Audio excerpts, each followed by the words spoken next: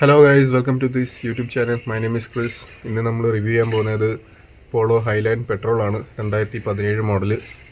ഇതൊരു honest review ആണ്. നമ്മൾ അത് ടെക്നിക്കലായിട്ടൊന്നും പറയാൻ പോകുന്നില്ല. അപ്പോൾ ഇനി സ്ട്രൈറ്റ് വീഡിയോയിലേക്ക് കിടക്കാം. ഹലോ ഗൈസ്, അപ്പോൾ ഇന്ന് നമ്മുടെ കൂടെ വന്നിരിക്കുന്നത് അനീഷാണ്. അനീഷിൻ്റെ കൈ ഇരിക്കുന്നത് പോളോ ഹൈലൈൻ ആണ്. അതൊരു 2017 മോഡലാണ്. അപ്പോൾ ഇതിന് മുന്നേ വണ്ടി ഉണ്ടായിരുന്നോ? ഉണ്ടായിരുന്നു. എനിക്കൊരു ഫോർഡ് ഫിയസ്റ്റ ഉണ്ടായിരുന്നു. അപ്പോൾ തീർച്ചയായിട്ടും അതിന് ഇതായിട്ടുള്ള വ്യത്യാസം നമുക്കറിയാൻ പറ്റും. അപ്പോ ഇത് എത്ര നാളായി ഇപ്പൊ എടുത്തിട്ട്? ഇതിപ്പോ ഓൾമോസ്റ്റ് 2 വർഷമായി. എത്ര കിലോമീറ്റർ ഓടി? ഇതിപ്പം 17 കിലോമീറ്റർ ഓടി. അപ്പൊ ഈ 17 കിലോമീറ്റർ ഓടിയപ്പോഴത്തേക്ക് എന്തോ ഡിഫറൻസ് ആണ് ഫോർഡ് ഫിയസ്റ്റ ഇത് തമ്മിൽ അറിയാൻ പറ്റിയത്? അങ്ങനെ ചോദിക്കുകയാണെങ്കിൽ കംഫോർട്ട് കൂടുതലാണ്. നമുക്ക് ഡ്രൈവിംഗ് കംഫോർട്ട് നല്ലതായിട്ട് ഇതിനകത്ത് തോന്നുന്നുണ്ട് ഫിയസ്റ്റ വെച്ച് നോക്കുമ്പോൾ. പിന്നെ പവറിനകത്ത് നല്ല വേരിയേഷൻസ് ഉണ്ട്. കാരണം ഫിയസ്റ്റ ഡീസലായിരുന്നു എൻ്റെ ഉള്ളത്. അപ്പം ഡീസലിനകത്ത് കുറച്ച് പവർ എനിക്ക് തോന്നിയിട്ടുണ്ട്. ടർബോ ഉണ്ടായിരുന്നു ഓഫ് കോഴ്സ്. അല്ലാതെ പിന്നെ ബാക്കിൽ സ്പേസ് കൂടുതലായിരുന്നു, ലെഗ് റൂം കൂടുതലായിരുന്നു.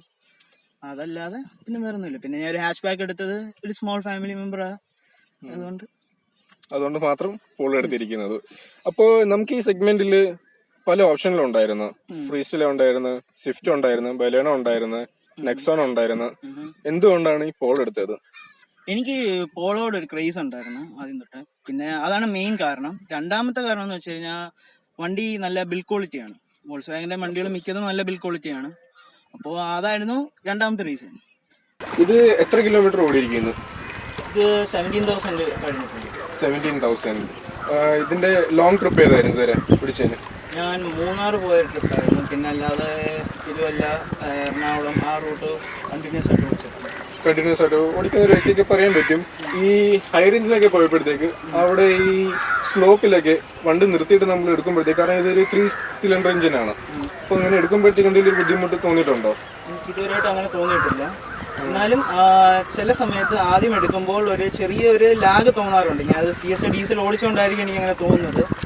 ഒരു കാല് കൊടുത്തെടുക്കുമ്പോൾ ഒരു ചെറിയൊരു ലാഗ് തോന്നാറുണ്ട്. അതല്ലാതെ വേറെ ഒരു പ്രശ്നം എനിക്ക് തോന്നിയിട്ടില്ല. ഓക്കെ. പിന്നെ ഇതിന്റെ വൈബ്രേഷനും കാര്യങ്ങളും എങ്ങനെയാണ്? വൈബ്രേഷൻ അങ്ങനെ പറയത്തക്ക വൈബ്രേഷൻസ് ഒന്നുമില്ല.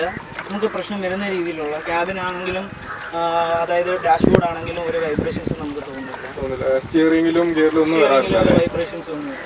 ഓക്കെ. അടുത്തതെന്ന് വെച്ചാൽ ഇതിന്റെ ഇൻസുലേഷൻ, സൗണ്ടിങ് ഇൻസുലേഷൻ എങ്ങനെയുണ്ട് ഇതിന്റെ? ക്യാബിൻ സൗണ്ട് ഇൻസുലേഷൻ നമുക്ക് ഈ വണ്ടി പ്രത്യേകിച്ച് പറയുകയാണെങ്കിൽ ഈ വണ്ടിക്ക് ഒരു റിവ്യൂ ചെയ്യുമ്പോൾ ഒരു സൗണ്ട് ഉണ്ട്.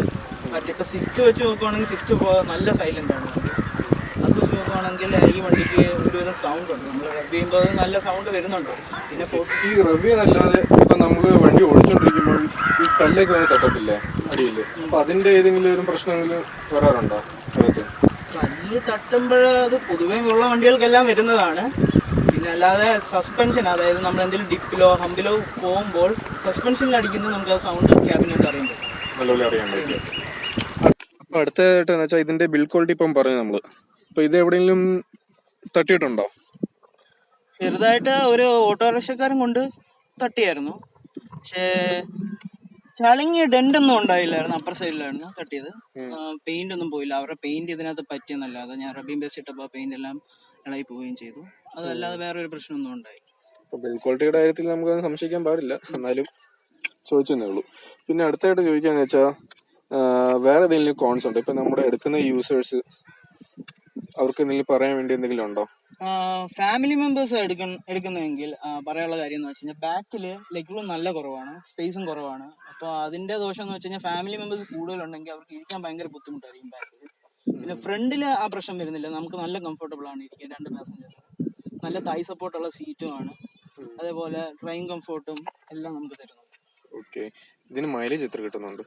മൈലേജ് പറയുകയാണെങ്കിൽ ഒരു നമുക്ക് സിറ്റിയിൽ ആണെങ്കിൽ നമുക്ക് വലുതായിട്ട് മൈലേജ് പ്രതീക്ഷിക്കേണ്ട.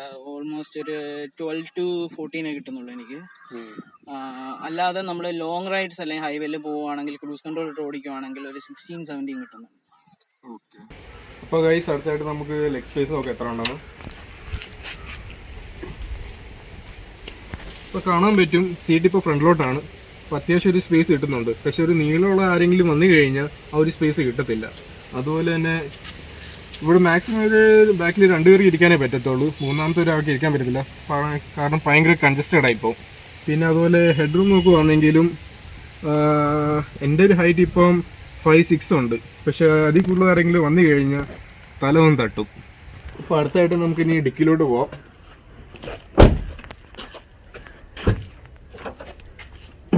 അപ്പോൾ ഇതൊരു 280 ലിറ്റേഴ്സിൻ്റെ സ്പേസ് ആണ് നമുക്ക് തന്നിരിക്കുന്നത്. ഇപ്പോൾ അത്യാവശ്യം നല്ലൊരു സ്പേസാണ്, പക്ഷെ നമുക്ക് ഹെവി ആയിട്ടൊന്നും ക്യാരി ചെയ്യാൻ പറ്റില്ല.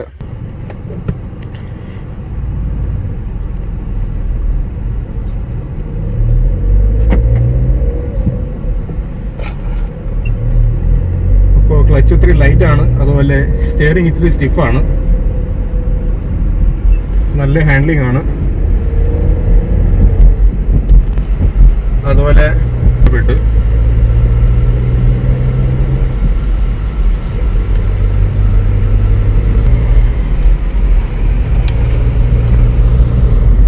ഇതിൻ്റെ ഹാൻഡ്ലിംഗ് ആണ് ഇതിൻ്റെ ഏറ്റവും വലിയ പ്ലസ് പോയിന്റ്.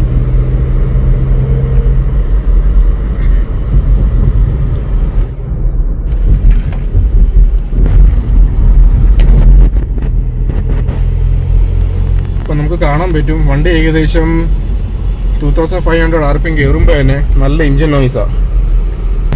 പിന്നെ അതുപോലെ ഇതിൻ്റെ സസ്പെൻഷൻ്റെ കാര്യം പറയുകയാണെങ്കിൽ ഭയങ്കര സ്റ്റിഫാണ് ഇതിൻ്റെ സസ്പെൻഷൻ. നമുക്ക് കുഴികൾ നല്ലപോലെ അറിയാൻ പറ്റും ഇതിനകത്ത്. ഇതിൻ്റെ ഏറ്റവും വലിയ അഡ്വാൻറ്റേജ് എന്ന് പറഞ്ഞാൽ ഇത് നമ്മൾ ഹൈ സ്പീഡിൽ പോവുകയാണെങ്കിൽ വണ്ടി ഭയങ്കരമായിട്ട് സ്റ്റേബിൾ ആയിരിക്കും.